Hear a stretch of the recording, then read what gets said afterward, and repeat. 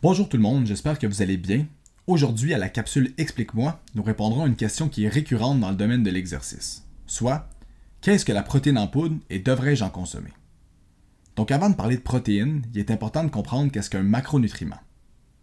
Il existe trois types de macronutriments, soit les glucides, les lipides et les protéines. Les glucides, qu'on retrouve notamment dans les fruits et les produits céréaliers, ainsi que les lipides qu'on retrouve dans les noix et dans certaines viandes, servent de source d'énergie pour notre organisme.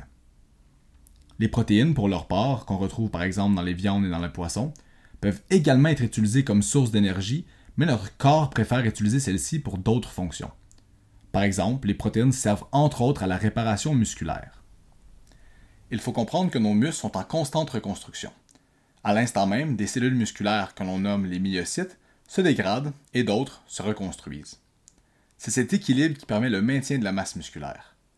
Lorsqu'il y a plus de construction que de dégradation, nous pouvons observer une augmentation de la masse musculaire, et lorsque le phénomène contraire se produit, une perte de masse musculaire. Maintenant que nous comprenons un peu mieux le rôle des différents macronutriments, nous pouvons répondre à la question suivante. Qu'est-ce que la protéine en poudre? La protéine en poudre, aussi appelée protéine de lactosérum ou protéine de whey, est un produit dérivé dans la production du fromage.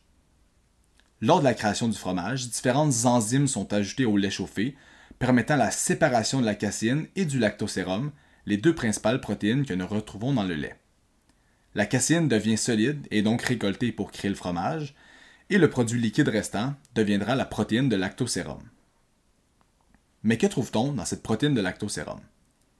Évidemment, nous trouverons une grande majorité de protéines qui sont constituées de différents acides aminés qui nous aideront à la réparation musculaire. Nous trouverons également des glucides, majoritairement sous la forme de lactose, et finalement des sucres simples souvent ajoutés pour donner une saveur sucrée aux protéines. Mais la question que nous pouvons nous poser, avons-nous vraiment besoin de prendre des protéines en poudre?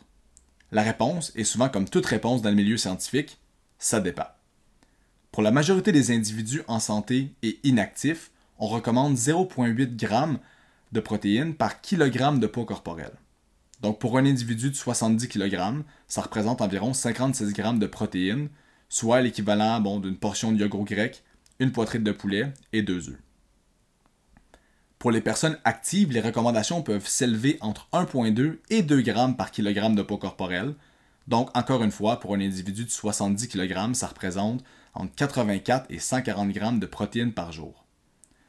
Vous comprendrez donc qu'une personne inactive devant consommer en moyenne 0,8 g par kilogramme de poids corporel par jour n'aura aucune difficulté à rencontrer les recommandations, considérant que les protéines se trouvent dans plusieurs aliments qu'on consomme au quotidien, tels que la viande, les noix et les légumineuses.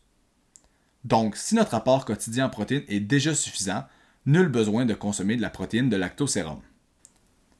En revanche, pour les individus actifs ou désirant gagner de la masse musculaire, il peut être plus facile de boire un shake de protéines plutôt que de manger une poitrine de poulet. Donc, la protéine de lactosérum devient une alternative pratique pour aider certaines personnes à atteindre les recommandations. Ce qu'il faut savoir, c'est que consommer la protéine de lactosérum n'engendrera pas un gain de masse musculaire comme par magie. En effet, c'est l'entraînement en musculation combiné avec un apport protéique suffisant qui permettra ce gain de masse musculaire. Finalement, en ce qui concerne les effets sur la santé, plusieurs études ont démontré l'effet bénéfique sur la santé cardiovasculaire, la santé osseuse, la perte de poids et sur la fonction immunitaire. Il est tout de même à noter que d'autres études ont démontré un effet néfaste sur le microbiote, anciennement appelé la flore intestinale. Concernant la fonction rénale, les plus récentes méta-analyses, soit une recension systématique de toutes les études sur le sujet, démontrent aucun effet délétère à long terme sur les reins. Donc pour conclure, est-il vraiment nécessaire de consommer de la protéine de lactosérum? Tout dépend de vos objectifs, votre niveau d'activité physique et votre consommation quotidienne de protéines. Donc avant d'apporter tout changement à votre alimentation, nous vous conseillons fortement de rencontrer un ou une nutritionniste qui saura vous conseiller et vous guider dans cette décision. J'espère que cette brève capsule vous a permis de mieux comprendre l'origine et le rôle de la protéine de lactosérum. En espérant vous revoir dans les prochaines capsules, explique-moi.